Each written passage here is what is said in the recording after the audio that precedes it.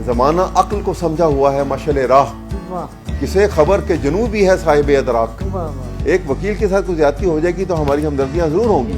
ہماری کمیونٹی کو بدنام کیا اس نے یہ سب۔ گھسپیٹیے کو ہم جو ہے کوئی بھی پسند نہیں کرتا، ہم بھی پسند نہیں کریں گے۔ جنہاں ڈکیا جاندہ راہی سی، جنہاں روکیا ہان دا مائی سی، جنہاں دل دا حال سنایا سی، جنہاں رسیا ٹول منایا سی، وہ اتھرو ایک موٹیال دے سن، وہ دے سجرے سجرے پیار دے سن۔ وکلا جو ہیں ان کا ایک بڑا ہی کلیدی رول ہے پاکستان کی سیاست کے اندر بھی اور پاکستانی معاشرے کو بہتر بنانے کے لیے۔ بسم اللہ الرحمن الرحیم۔ جسٹ ون ٹی وی، نرگس ناہید۔ ناظرین، آج ہمارے ساتھ موجود ہمارے آنریبل گیسٹ جناب محترم ایڈوکیٹ جنرل پنجاب احمد اویس صاحب۔ بہت مصروف ان کا اسکیجول، لیکن اس میں بھی تھوڑا سا انہوں نے ٹائم ہمارے اس چینل کو دیا۔ تو یہ آپ، میری بڑی خواہش تھی کہ جو حالیہ الیکشن ہوئے اور اس کے اندر جو انہوں نے اصلاحات کی ہیں اور عام وکیل پہ اس کا کیا اثر ہوا ہے، اس کے کیا ثمرات ہیں اور اس کے نتائج کیا برآمد ہوئے، وہ بڑی میری خواہش تھی کہ میں ان سے یہ بات کروں اور آپ سب کے ساتھ بھی ہم یہ چیزیں شیئر کریں۔ تو آج خوشی کی بات ہے کہ تھوڑا سا ٹائم ان سے ہمیں ملا ہے۔ السلام علیکم سر۔ جی وعلیکم السلام۔ تھینک یو ویری مچ سر، اتنا مصروف اسکیجول اور اس میں یہ تھوڑا سا ٹائم جو آپ نے ہمیں عنایت کیا ہے، ہم بہت مشکور ہیں آپ کے سر۔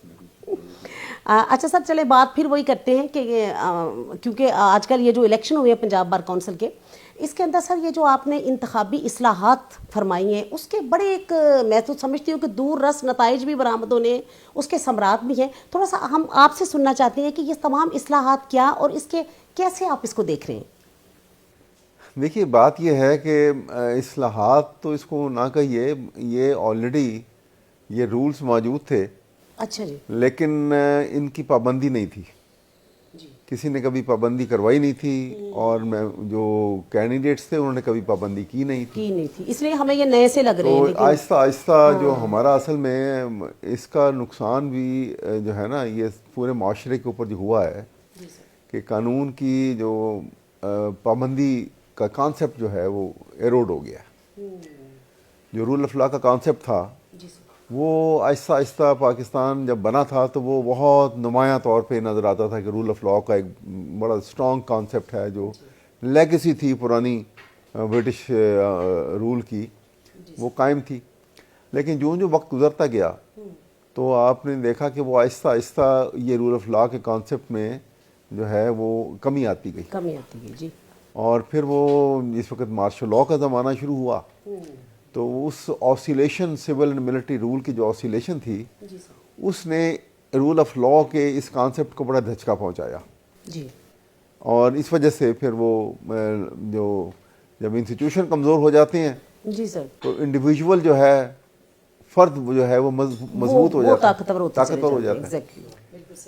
تو جو میری ساری تگ و دو جو کوشش اور کاوش تھی وہ یہ تھی کہ انسٹیٹیوشن کو مضبوط کیا جائے، رولز اینڈ ریگولیشن جو انسٹیٹیوشن کے اندر موجود ہیں ان کی پابندی کروائی جائے۔ جب ان کی پابندی ہوگی تو افراد جو ہیں وہ کمزور پڑ جائیں گے، کینڈیڈیٹ کسی بھی شکل میں ہیں تو وہ کمزور پڑیں گے۔ اور دوسری میں یہ چاہتا تھا کہ لیگل فرٹرنٹی میں ہماری پہچان جو ہے وہ مال و دولت نہیں ہونی چاہیے۔ ہماری پہچان جو ہے اس کی انٹلیکچوئل ایبلٹی، اس کا کیریکٹر، اس کی انٹیگریٹی، اس کا پروفیشنلزم اور اس کی گڈ ول، اس کا احساس کہ وہ ایک جینٹلمین لائر ہے اور وہ لوگوں کی گریونس جو ہے اس کے لیے اس نے عدالت میں جانا ہے اور عدالت سے لوگوں کی گریونس جو ہے وہ ریڈریس کروانی ہے، ان کی گریونس جو ہے وہ دور کروانی ہے۔ جب یہ ذہن کے اندر، اس مائنڈ سیٹ کے ساتھ وکیل جب اپنے آپ کو تیار کرتا ہے تو پھر اس میں مال و دولت جو ہے کہیں بھی نہیں آتی۔ تو لیکن یہ غلط رجحان تھا جو ایک پنپ چکا تھا، بہت زیادہ یہ آپس میں ہو گیا کہ بڑے بڑے کھانے کھلاؤ، بڑے بڑے بینرز لگوائے جائیں، بڑی بڑی فلیکسی تصاویر لگیں۔ تو یہ جو ہے یہ اس سے لگتا تھا کہ ہمارے وکلا جو ہیں یہ جو اس طرح بہت ان چیزوں پہ توجہ دے رہے ہیں تو they are devoid of intellectual ability. میں چاہ رہا تھا کہ اس کو ہم اجاگر کریں، ان کی جو انٹلیکچوئل ایبلٹی ہے وہ اس کو ہم پروجیکٹ کریں، وہ سامنے آئے اور اسی کی بنیاد کے اوپر وہ اپنے آپ کو آگے لے کر آئیں، کینڈیڈیٹ بنیں اور الیکشن جیتیں۔ تو اس سے معاشرے کے اندر ایک بڑا مثبت ایک رجحان بھی پیدا ہوگا اور ایک اس سے ایک میسج جو ہے وہ بھی جائے گا. کیونکہ وکلاء پاکستان میں جہاں لٹریسی ریٹ جو ہے ابھی بھی بہت کم ہے دنیا کے جو ترقی یافتہ ممالک ہیں ان کی نسبت, تو یہاں پر وکلاء جو ہیں ان کا ایک بڑا ہی کلیدی رول ہے پاکستان کی سیاست کے اندر بھی اور پاکستانی معاشرے کو بہتر بنانے کے لیے. بالکل صحیح سر, واقعی یہ بہت آپ نے یہ جتنے بھی اقدامات کیے, میں الیکشن میں دیکھ رہی تھی کہ ابھی تو سر کیونکہ اتنا ٹائم ملا نہیں, کیونکہ ابھی جب یہ بالکل اس پہ جب امپلیمنٹیشن مکمل طور پہ جب کیا گیا تو صرف الیکشن میں 10 دن باقی تھے, تو بلکہ ایک میں نے انٹرویو میں کہا بھی تھا کہ بہت دیر کی مہربان آتے آتے لیکن سر لیکن یہ جو مہربانی ہے سر آئندہ الیکشن میں جو ہے وہ واقعہ بڑے کام آئے گا. اور ایک یہ جو واقعی آپ کی بات درست ہے کہ کوئی پراپرٹی ڈیلر ہے تو وہ الیکشن لڑ رہا ہے کیونکہ اس کے بعد بہت پیسہ ہے, لیکن ایک پروفیشنل وکیل ہے جو ایک پڑھا لکھا وکیل ہے جو مگر اس کے پاس اتنا پیسہ نہیں ہے اور وہ الیکشن کا سوچتا بھی نہیں ہے کہ میں کیسے الیکشن لڑوں گا. میں کہتی ہوں کہ اس میں آپ نے واقعی ایک عام پروفیشنل وکیل کے لیے راستہ کھول دیا سر, اور وہ یقیناً آپ کو دعائیں دے گا کیونکہ یہ جو واقعہ. اچھا سر, یہ جو حالیہ اب الیکشن جب ہوں گے, یہ جیسے ڈسٹرکٹ بارز کے الیکشنز ہیں, تحصیل بار کے الیکشن ہیں, تو کیا اس میں بھی یہ ساری امپلیمنٹیشن چیزیں ہوں گی؟ اب میرے خیال میں یہ کہ رجحان چل پڑا ہے. جی سر. تو مجھے یقین ہے پنجاب بار کونسل جو ہے وہ تمام یہ بار کونسلز کے جو الیکشن, بار ایسوسیشن کے الیکشن جو ہیں جی سر, وہ ڈسٹرکٹ بارز کے ہوں, تحصیل بار کے ہوں اور ڈویژنل بارز کے ہوں, وہ تمام بارز کے الیکشنز کے اندر یہ رجحان جو ہے یہ پروان چڑھے گا اور یہ پابندیاں جو ہیں وہاں بھی لگائی جائیں گی. اور وہ وقت اب دور نہیں ہے کہ جب ایک وکیل جو ہے صرف اپنی ایبیلٹی کے, اپنے پروفیشنلزم کی بنیاد کے اوپر اور پیسے کی بنیاد پہ نہیں الیکشن میں آئے گا اور وہ کامیاب بھی ہوگا اور لوگ اس کو صرف اس کی اسی بنیاد پہ ووٹ ڈالیں گے اور پیسہ جو ہے اس کی وہ حیثیت جو آج تک بنائی گئی ہے وہ ختم کر دی جائے گی. ہاں جی. اچھا سر, یہ پنجاب بار کونسل کے حوالے سے, کیونکہ آپ ایڈوکیٹ جنرل ہونے کے آپ چیئرمین پنجاب بار کونسل ہیں, تو اس میں سر یہ کہ آپ اس میں میرا خیال ہے کہ پہلی دفعہ ہم نے دیکھا ہے کہ چیئرمین پنجاب بار کونسل کا اتنا فعال رول ہے, کیونکہ اس الیکشن میں جیسے آپ نے اس رول کو آگے بڑھایا, تو کیا اس میں مزید آپ اس میں بہتری لائیں گے اور واقعہ ایسا ہوگا کہ ہاں بھائی اس پنجاب بار کونسل کے سر پہ بھی کوئی چیئرمین یا کوئی اس کا سرپرست موجود ہے, کیونکہ اس کے اندر خدا نخواستہ ہم نے سب نے سنا ہے کہ جو بے ضابطگیاں ہو رہی ہوتی ہیں, کبھی کچھ ہو رہا ہے, کبھی پنجاب بار کے اندر بھی تو سر یہی چیز چل رہی ہوتی ہے نا. اب یہ دیکھیں نا, جب لوٹ ایسی آئے گی تو کام بھی ایسے ہوں گے, تو اب یہ آئندہ کے لیے کیا لایا عمل آپ فیل کریں گے کہ اس کو آپ نے اس کو مینٹین رکھنا ہے؟ یا اصل میں آپ کو بتاؤں, اصل میں وجہ یہ ہے کہ ماضی میں ایسا ہوتا ہے کہ جو ایڈوکیٹ جنرل ہوتا ہے نا وہ حکومت کا نمائندہ ہوتا ہے. جی سر. حکومت کا وہ فرسٹ کاؤنسل ہے نا, وہ حکومت کی طرف سے ان کا یہ کاؤنسل ہے, ان کا وکیل ہے. جی سر. اور by virtue of this office وہ چیئرمین ہے بار کاؤنسل کا, پنجاب بار کاؤنسل کا. اور جبکہ وائس چیئرمین جو ہے وہ الیکٹڈ ہوتا ہے, اسی طرح سے ایگزیکٹو کمیٹی کا چیئرمین جو ہے وہ بھی الیکٹڈ ہوتا ہے.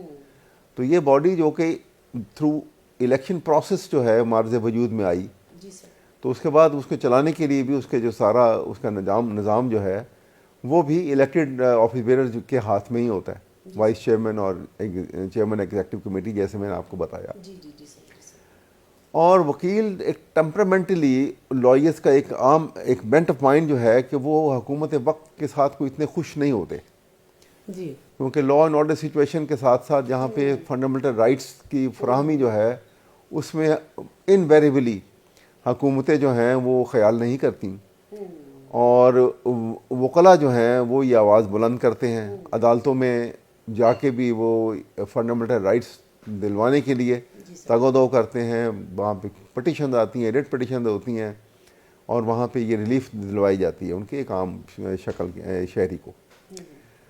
تو اس وجہ سے بھی جو ایڈوکیٹ جنرل جو ہے وہ ایز چیئرمین وہ بار کاؤنسل کے معاملات میں انٹرفیئر ایک تو وہ کرتا اس وجہ نہیں ہے کہ ایک تھوڑی سی ایک ایسی ایک لائن ہے الیکٹڈ باڈی کے درمیان میں اور گورنمنٹ کے درمیان میں کہ بائی ٹیمپرمنٹ وکیل جو ہے وہ گورنمنٹ کی پالیسیز کو اپوز کرتا ہے, اور ایک آزاد خیال ہوتا ہے, کیونکہ بالکل ایک مرد حریت کہتے ہیں, مرد حر کہتے ہیں وکیل کو, کہ وہ کسی کی غلامی میں نہیں ہوتا.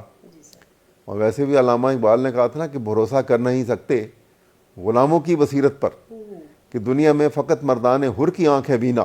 واہ واہ. تو وہ یہ آزاد مرد ہے, یہ آزاد ذہن کے ساتھ آتے ہیں وکیل, اور اس وجہ سے وہ پھر ایک ان کے درمیان میں ایک ایسی درار رہتی ہے, ایک ایسا فاصلہ رہتا ہے. تو میں نے اس فاصلے کو آتے ہی دور کیا. دور ایسے کیا کہ وکلا کی بنیاد جو ہے وہ رول آف لا کے اوپر ہے. وہ کہتے ہیں رول آف لا ہونا چاہیے, وہ کہتے ہیں کانسٹیٹیوشنل اتھارٹی ہونی چاہیے, وہ کہتے ہیں ڈیموکریسی ہونی چاہیے, وہ کہتے ہیں فنڈامنٹل رائٹس جو ہے ان کا تحفظ ہونا چاہیے. میں بھی یہی کہتا ہوں, اور میں کہتا ہوں کہ کوئی حکومت اگر یہ نہیں کرتی ہے تو ہم اس حکومت کو مجبور کریں گے کرے. ایڈوکیٹ جنرل کی کانسٹیٹیوشنلی یہ اس کے فرائض میں شامل ہے, فرائض منصبی میں شامل ہے کہ وہ باقاعدہ طور کے اوپر حکومت کو ایڈوائز کرے. جہاں پہ فنڈامنٹل رائٹ سے ڈیویشن ہو جاتی ہے, جہاں پہ ایک عام آدمی جو ہے اس کے رائٹس جو ہیں ان کا خیال نہیں کیا جاتا, اور بلا وجہ اس کے رائٹس کو جو ہے وہ ٹرمپل کر دیا جائے, یا اس کے رائٹس کو پہچانا نہ جائے, یا اس کو ریکگنائز نہ کیا جائے, تو ایڈوکیٹ جنرل کا یہ کام نہیں ہے کہ وہ ہر جائز ناجائز کام میں کھڑا ہو کے وہ حکومت کو ڈیفینڈ کرے.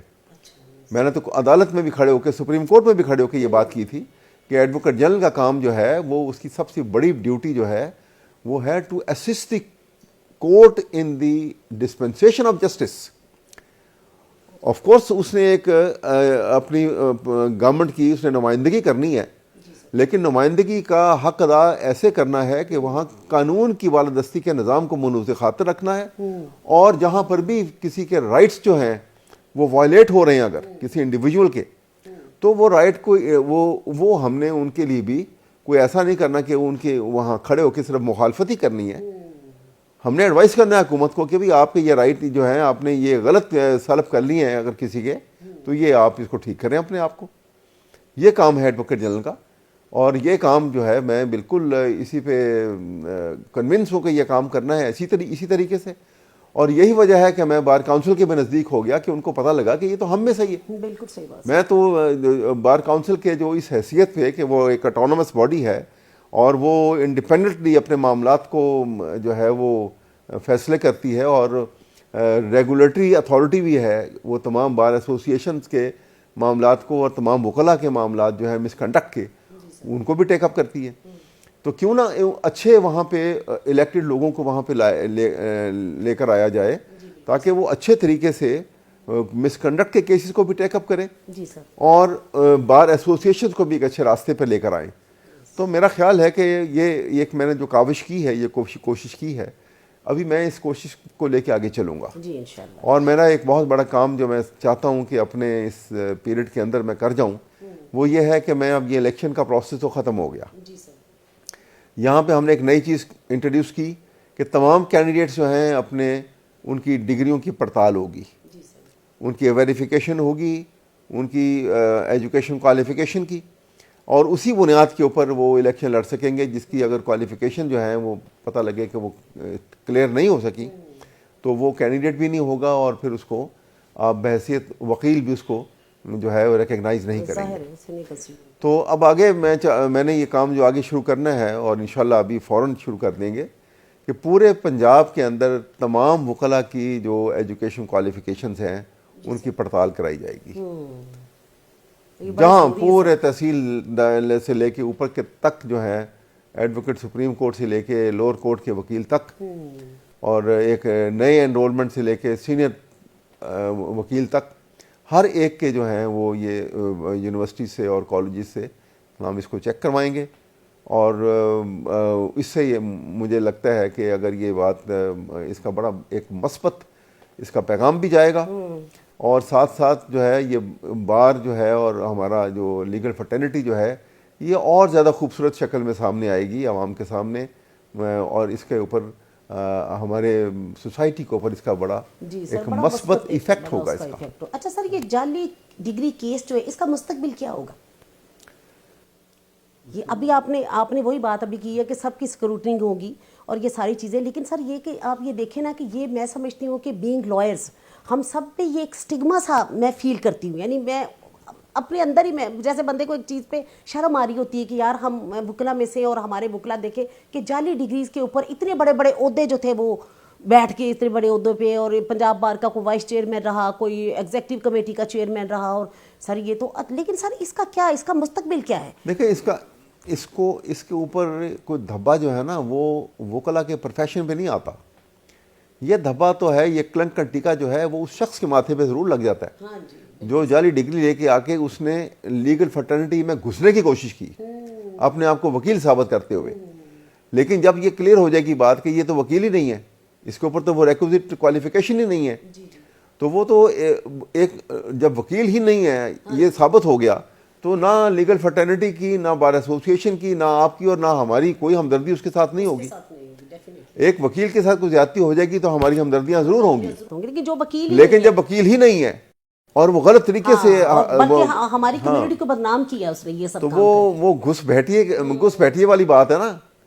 घुसपैठिए को हम जो है कोई भी पसंद नहीं करता, हम भी पसंद नहीं करेंगे, तो ये बात है। अच्छा सर, थोड़ा सा ये है कि अब जैसे कि अब पाकिस्तान बार काउंसिल का इलेक्शन होने जा रहा है, अब ये इलेक्शन असल में इतना टाइम पीरियड कम है, और लेकिन बात ये है कि अगर इलेक्शन होने के बाद भी ये डिग्रियां किसी की निकल आती हैं तो ये इफेक्ट तो बाद में भी रहेगा। जी सर। और क्योंकि फ्रॉड कहते हैं ना, जब भी पकड़ा जाए तो वो उसके ऊपर जितना सुपरस्ट्रक्चर बना होता है तमाम का तमाम गिर जाता है। तो इसलिए पॉजिटिव इफेक्ट तो आएगा जिस वक्त भी ये होगा। ये ठीक है कि ये काम पहले हो जाता तो बहुत अच्छा था, लेकिन क्योंकि स्टैट्यूटरी प्रोविजन जो है वो 31 दिसंबर तक ये पाकिस्तान बार काउंसिल का पीरियड ख़त्म हो रहा है, उसके बाद उसके फिर आगे एक्सटेंशन का कोई कानूनी जवाज़ तो नहीं है। अगरचे माजी में 2-3 बार ऐसा हुआ है, लेकिन बहरहाल ये ज़रूरी नहीं है कि गलत रवायत को हम आगे लेके चलें। तो बहरहाल इसका जो है वो इस एतबार से कि ये डिग्रियां जो हैं वो किसी की आज चेक हो गई है तो किसी की कल चेक होगी, लेकिन ये प्रोसेस जो है ये रुकेगा नहीं, ये चलेगा आगे।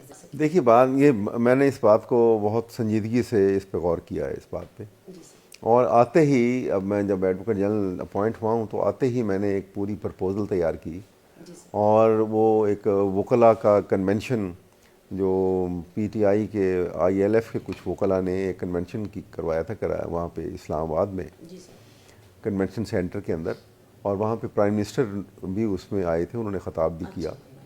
तो वहाँ पे मेरी प्रपोज़ल को उन्होंने बाकायदा तौर के ऊपर 1 by 1 नाम लेकर उन्होंने कहा कि ये इनकी प्रपोज़ल जो है हम इनको तस्लीम करते हैं और ये हम इनको ये राइट दिलवाते हैं। तो उसमें मैंने ये कहा था कि जो वसीका नवीस जो है उसके साथ हर वकील की उसमें अटेस्टेशन करना लाजमी होगी। इससे वकला को भी, जो आम वकील है उसको भी उसमें फ़ीस मिलेगी, उसका रोज़गार जो है एक जायज़ कानूनी तरीके से, और फिर उसकी ज़िम्मेदारी बढ़ जाएगी।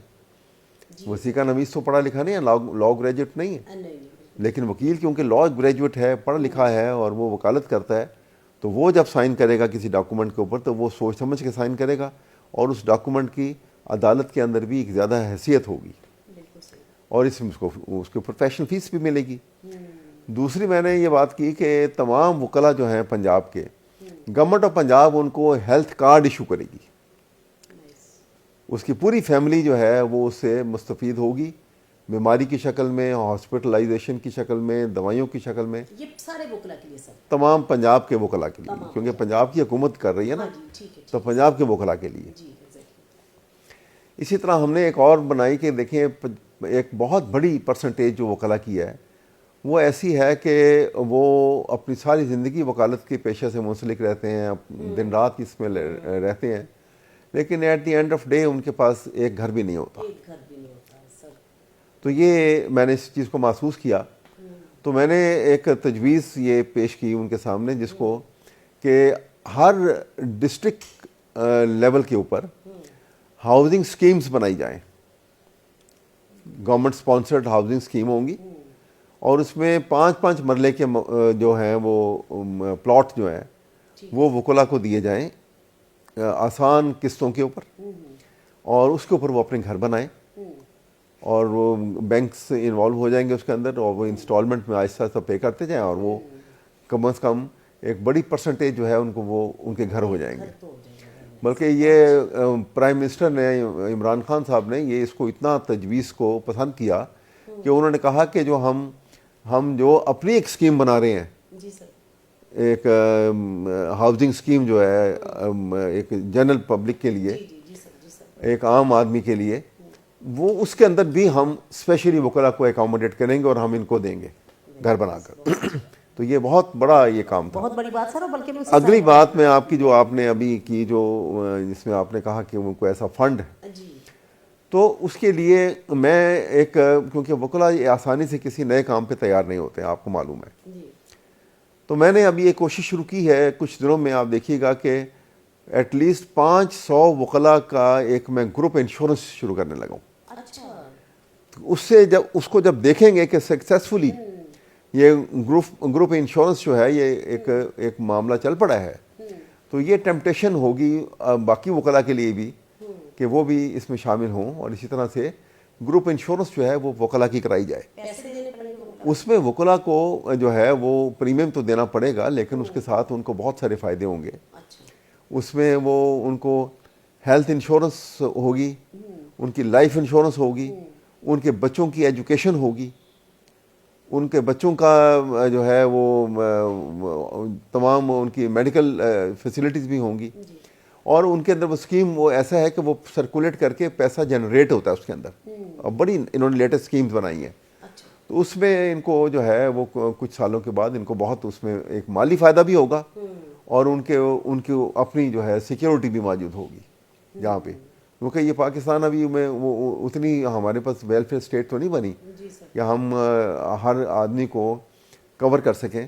تو یہ انشورنس کمپنی جو ہے گورنمنٹ کی اسٹیٹ لائف انشورنس جو ہے وہ اس کو کور کرے گی. تو اس طرح ایک کامن لائر جو ہے وہ بہت حد تک مستفید ہو جائے گا اور سیکیورڈ ہو جائے گا.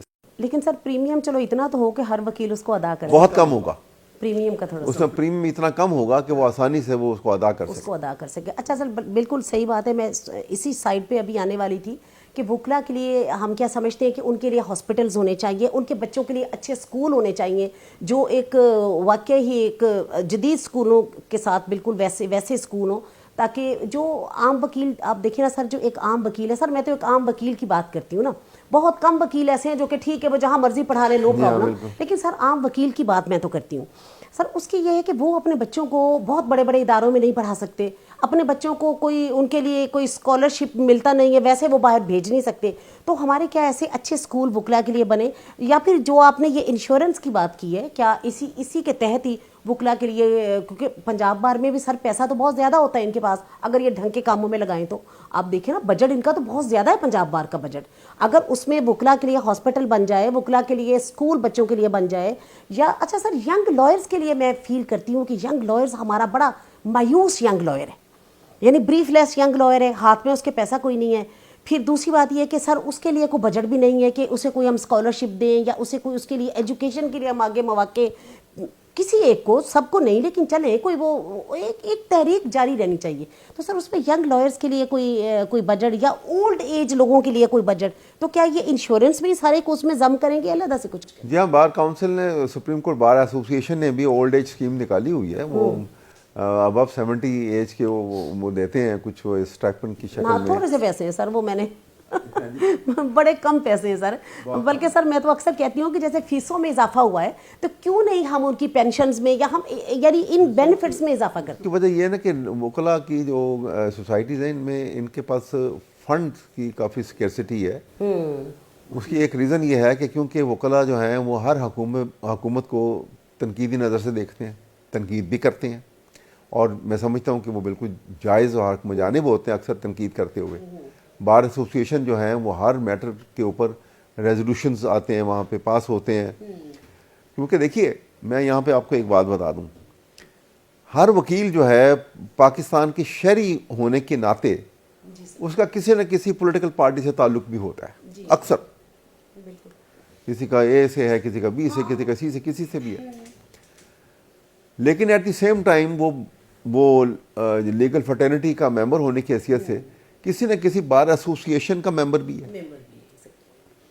لہذا اس کی یہ جو دوہری حیثیت جو ہے اس کو بھی سمجھ لینا چاہیے کہ جب وہ بار ایسوسیشن میں بار کی ایکٹیویٹی میں شامل ہوتا ہے.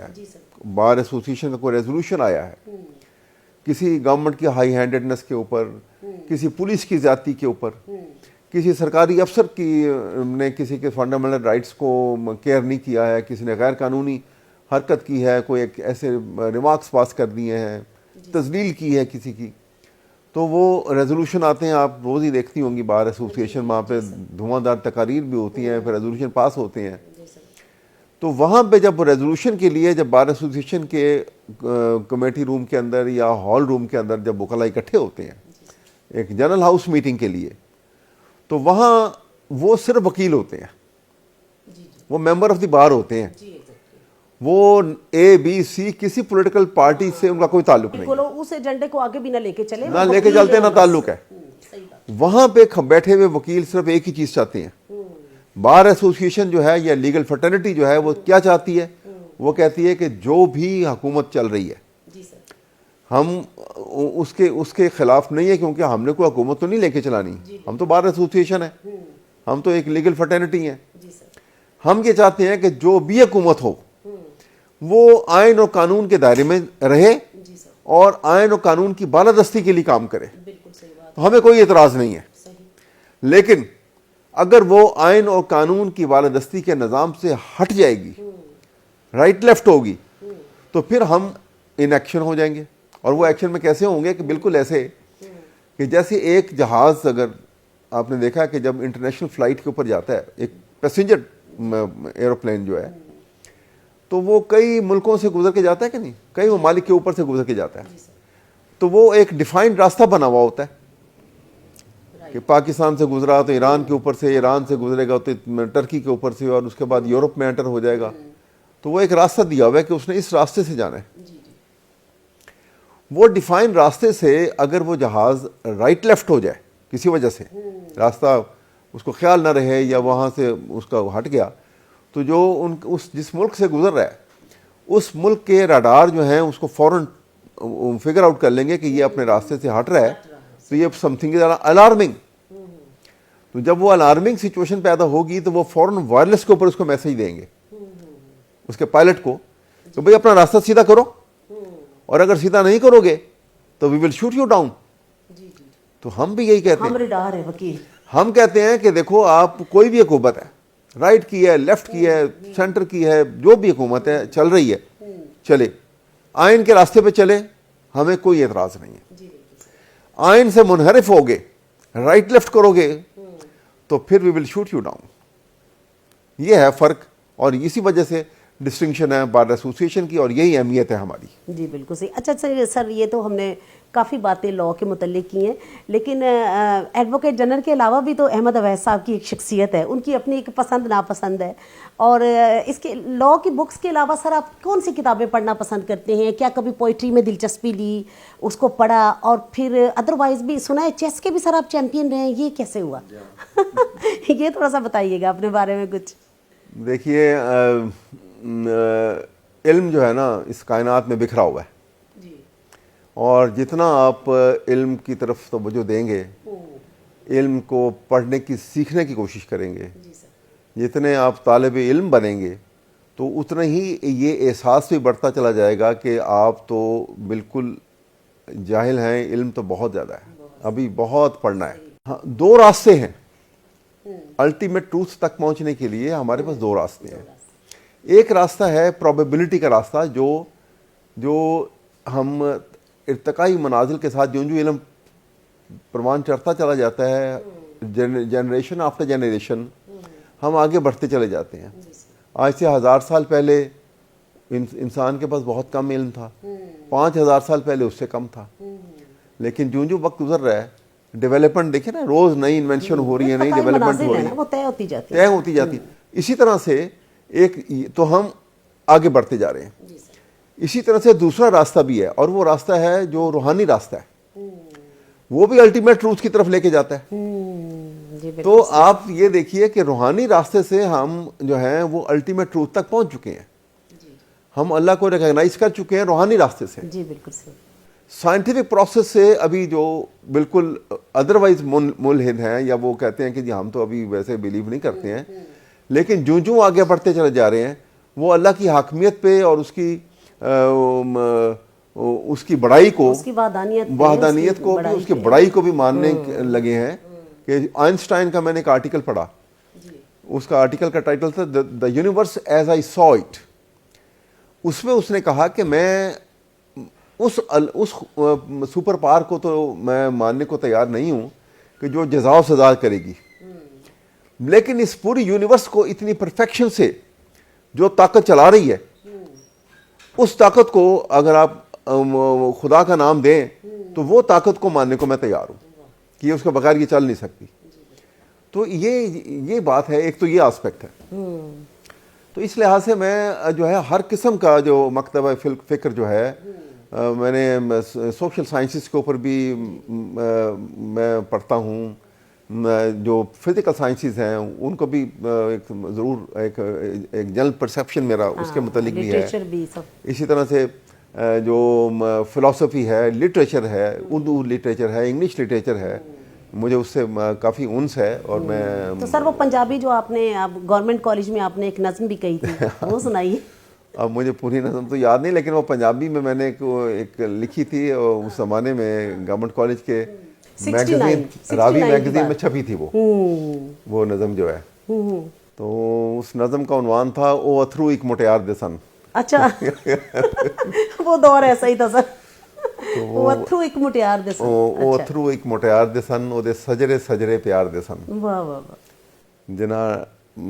جنا ڈکیا جاندا راہی سی, جنا روکیا ہان دا ماہی سی, جنا دل دا حال سنایا سی, جنا رسیا ٹول منایا سی, او اتھرو ایک مٹیار دے سن, او دے سجرے سجرے پیار دے سن.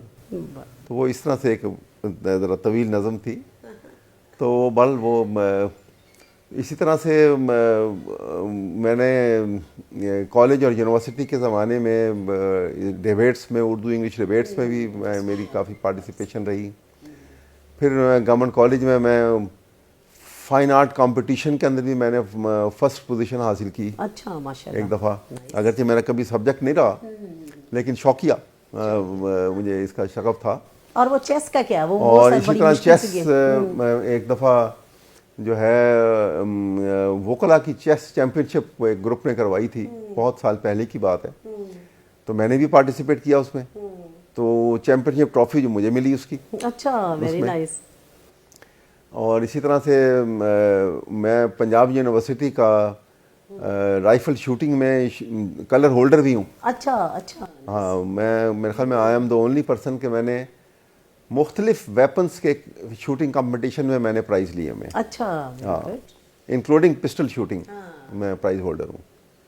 ویری نائس سر, بہت اچھی بات ہے, کیونکہ یہ ساری چیزیں بھی زندگی میں. اچھا سر, شاعروں کو پڑھا آپ نے, فیض کو پڑھا, فراز کو پڑھا, غالب کو پڑھا, اقبال کو پڑھا, تو یہ مختلف شعرا یہ کیسے لگے؟ کس کو جی چاہا کہ بندہ جب بہت تھکتا ہے تو جی چاہتا ہے کہ کبھی میں کوئی شعر پڑھ لوں, میں کسی شاعر کو؟ اپنے ڈپینڈ کرتا ہے نا کہ آپ کا اپنا موڈ کیسا ہے. ہاں, آپ کا جیسے وہ غالب نے کہا نا کہ غالب چھوٹی شراب پر اب بھی کبھی کبھی پیتا ہوں روز ابر و شب ماہتاب میں. تو وہ ایک موڈ ہے نا اس نے بنایا اپنا. اسی طرح سے آپ غالب کو پڑھتے ہیں تو ایک بڑی یونیورسلٹی ہے اس کی پوئٹری کے اندر. اقبال کو پڑھتے ہیں تو ایک پورا آئیڈیالوجی ہے اس کی, ایک پورا میسج ہے, ایک لائف فلسفی ہے, ایک قرآنک لائف فلسفی ہے, اسلامک لائف فلسفی ہے اس کی جو ہے. اور بڑی وہ پورے ایک ریزننگ کے ساتھ اتنا مضبوط طریقے سے وہ یہ بات کرتا ہے. بالکل صحیح بات. مثلا وہ ایک جگہ پہ اس نے لکھا نا کہ کہتے ہیں کہ موت تجدید مذاق زندگی کا نام ہے, واہ واہ, خواب کے پردے میں بیداری کا ایک پیغام ہے.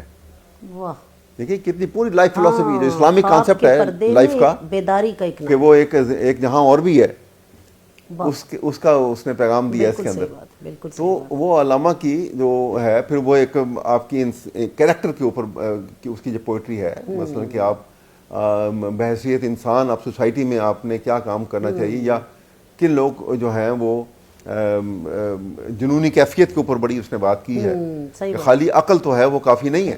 جی بالکل. فیض نے جیسے آدمی نے بھی, فیض احمد فیض نے بھی کہا کہ انہی کے فیض سے بازار عقل روشن ہے جو گاہے گاہے جنوں اختیار کرتے رہے.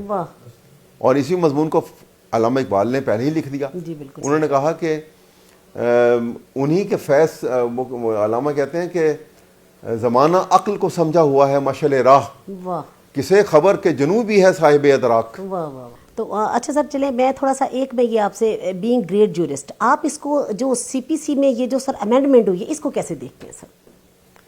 دیکھیے امینڈمنٹ تو ہیں یہ تو ایک سمبل آف لائف ہے، میں سمجھتا ہوں۔ آپ سوسائٹی جو ہے وہ ڈائنامک ہے، سوسائٹی جو ہے وہ اسٹیٹک نہیں ہے۔ اسٹیٹک ہونا جو ہے یہ سمبل آف ڈیتھ ہے کہ آگے جس میں آگے گروتھ ختم ہو جاتی ہے، تو اس کا مطلب ہے کہ یہ الائیو باڈی نہیں ہے۔ جو الائیو باڈی ہوگی اس میں گروتھ کا پروسیس کنٹینیو ہوگا، چلتا رہے گا۔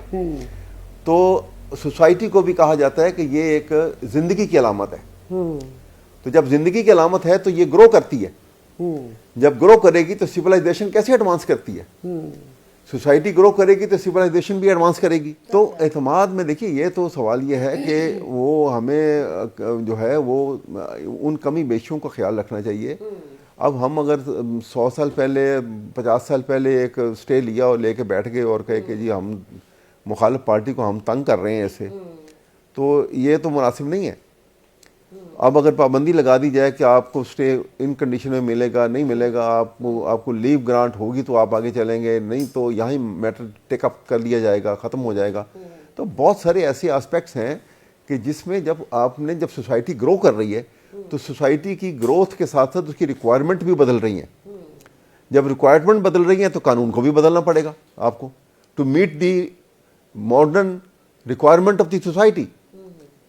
ان کی ریکوائرمنٹ کو کیٹر کرنے کے لیے آپ کو قانون میں امینڈمنٹ کی ضرورت محسوس ہوتی ہے۔ اس لیے یہ کوئی ایسی بات نہیں ہے کہ یہ جو وکلا اس پہ بہت احتجاج کریں، ان کا یہ خیال ہے کہ اس میں وکلا کے اوپر ایکسٹرا برڈن ڈالا گیا ہے، جیسے کہ بہت ساری کاپیز آپ کروائیں ایٹ اے ٹائم۔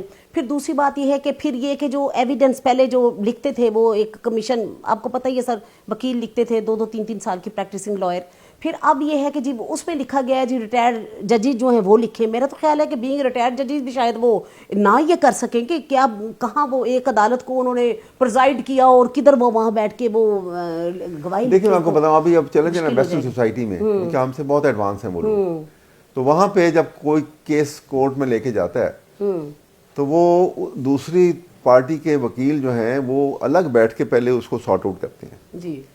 اگر کوئی میٹر جہاں ان کی ڈیفرنسز رہ جاتے ہیں تو پھر میٹر کورٹ میں آتا ہے، ورنہ وہاں بیٹھ کے اس کو کر لیتے ہیں۔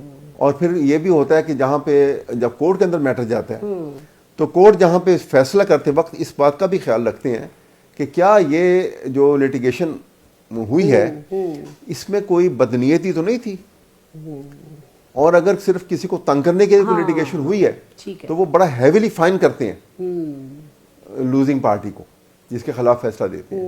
بالکل صحیح۔ تو یہ ہمارے یہاں پر بھی آپ دیکھیں، ہمارے یہاں پر بھی آپ دیکھیے کہ کتنے بڑی پرسنٹیج جو ہے جو فاسٹ لیٹیگیشن کی ہے، بالکل صحیح بات، اور ان کے اوپر کوئی کچھ بھی نہیں ہوتا۔ آپ کہتے ہیں جی ڈگری وتھ کاسٹ ہو گئی، اور کاسٹ کتنی آئی جی 5 روپے 7 روپے 8 روپے۔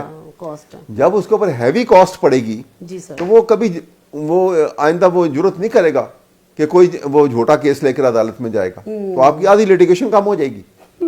چلے سر، اللہ کرے ایسا ہو کہ واقعی یہ جھوٹی جو ایک لیٹیگیشن ہے وہ کم ہونی چاہیے۔ سر بہت شکریہ، تھینک یو ویری مچ، آپ نے اپنا قیمتی وقت میں سے بہت قیمتی ٹائم تھا جو ہمیں دیا، بہت پورا چینل آپ کا بہت شکر گزار ہے۔ انشاءاللہ تعالیٰ پھر بھی کبھی زندگی میں اگر کسی اور چیز کے معاملے میں ہمیں دوبارہ ضرورت محسوس ہوئی کہ ہم آپ سے گائیڈنس لیں تو یقیناً یہ چینل جو ہے، یہ نرگس ناہید جو ہے ضرور آپ کی خدمت میں حاضر ہے۔ بہت شکریہ سر، تھینک یو، سو نائس۔ تو ناظرین جناب اس کے ساتھ ہی اجازت دیجیے، اللہ حافظ، فی امان اللہ۔